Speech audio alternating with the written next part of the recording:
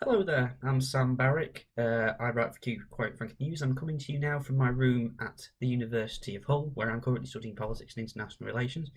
Anyway, I'm going to give you a couple of points on what I think is going to happen next and what I think should happen next versus what will. So let's start. So Theresa May is going back to Brussels allegedly to try and renegotiate and get legal change on the backstop.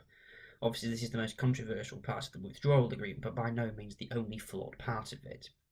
Now, the EU has been steadfast it will not reopen the withdrawal agreement for more renegotiation, or, more importantly, give an extension to Article 50 just for more renegotiation.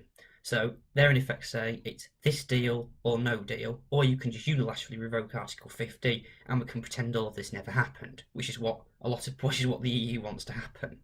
Now, the backstop is difficult because it does divide up the United Kingdom in the event of a customs arrangement which also divides up the EU and the UK.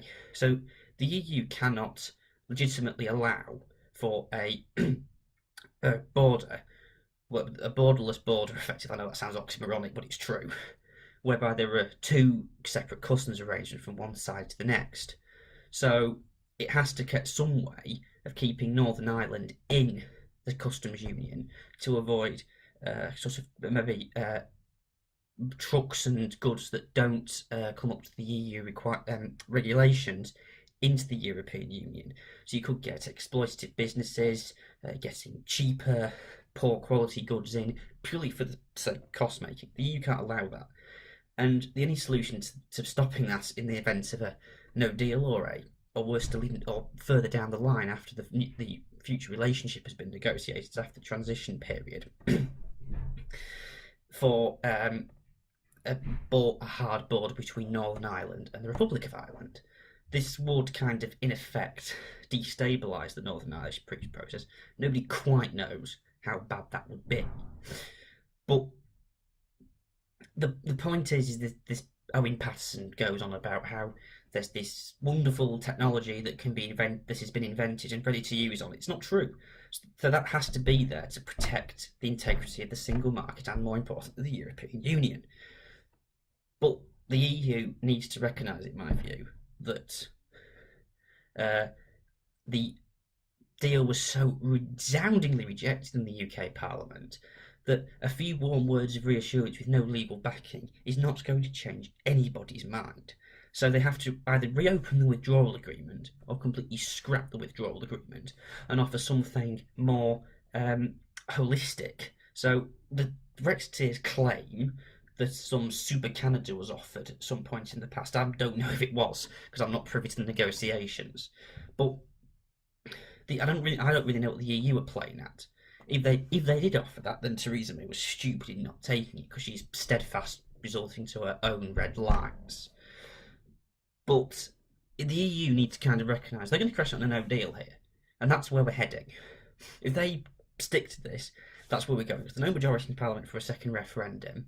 There's no majority in Parliament for any given form of Brexit, and unless we can find some consensus, the only consensus of a sort of half Brexit would be the so-called Norway Plus option, but I don't think that would give legitimacy. That doesn't kind of deliver on the result of the referendum because it keeps us in the single market, the customs union, and under 99.9% of the laws of the under the laws of the ECJ, which would be a betrayal, I think, of democracy to a certain degree.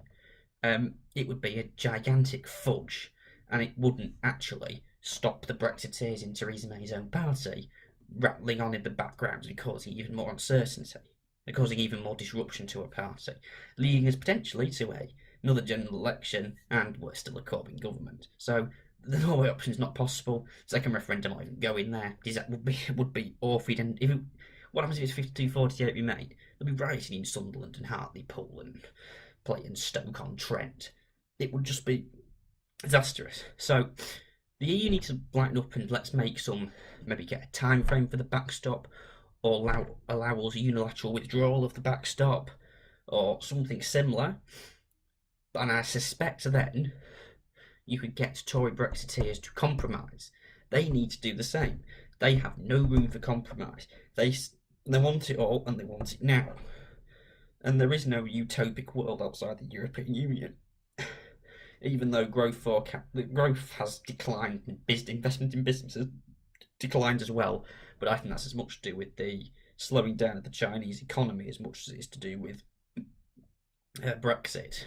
Brexit is undoubtedly a key part of this, but we're not suddenly going to get this utopic deal on the 28th of March, the day before we leave, because I heard some interview with a BMW expert the other day, some BMW worker, who said that we will not undermine the integrity of the single market to get sales in Britain. It's the second biggest export, but in terms of countries, but we're nothing compared to the rest of the European Union. So the EU has they are united and they are remaining to this line, but they still have to open the withdrawal agreement to get a change to the backstop in order to get us to agree to it, which is probably best for us because it offers certainty to business, offers certainty to workers, unions, parliamentarians, whatever. So from there on in, you can negotiate a future arrangement far more holistic than is currently being proposed, because there's 7 pages on it in the withdrawal agreement. Basically, in effect, I think you've got a game of chicken here. The EU are banking on us kind of panicking, particularly the Labour bench is panicking and wanting to avoid a no deal, and hoping that we run the clock down to such a degree that we have to back this deal, otherwise we're going to crash out on no deal. And we're hoping we're playing chicken with the EU, thinking they're as frightened of no deal as anybody, and they'll open the withdrawal agreement for us. I'm not sure where that ends, frankly. There were reports today that Theresa May is considering no deal. There are also reports that she's considering a more permanent customs union.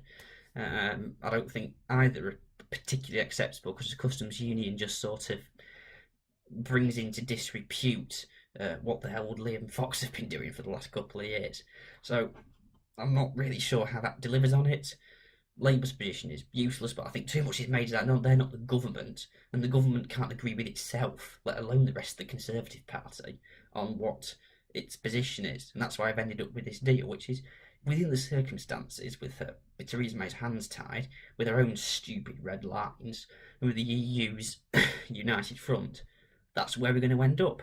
The best deal, in my view, is to stay in the European Union, but I think that has gone now. The momentum behind the people's vote was there. Christmas came at the wrong time for the second referendum, but I was slightly pro people's vote then. I'm against it now for reasons I've implicitly explained. So that's where we are. They're going to have to vote. They're going to have to change the deal, and MPs are going to have to vote for the deal.